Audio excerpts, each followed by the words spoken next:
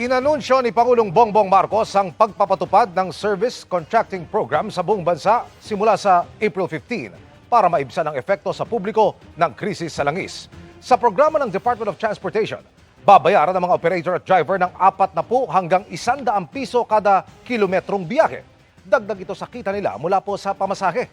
Ayon kay Pangulong Bongbong Marcos, saklaw ng programa ang humigit kumulang 50,000 pampublikong sasakyan, 1,000 operators at 15 milyong pasahero. Sa mga commuter, may hindi bababa sa 20% diskwento sa pamasahe. Ang programa nakatuon sa mga lugar na may koneksyon sa tren at pangunahing ruta ng mga bus.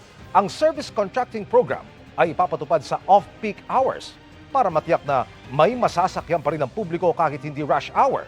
Dagdag ng Pangulo, magpapatupad din ng fuel subsidy na 10 piso kada litro para sa mga PUV na may maximum na 150 liters kada linggo sa loob ng 3 buwan.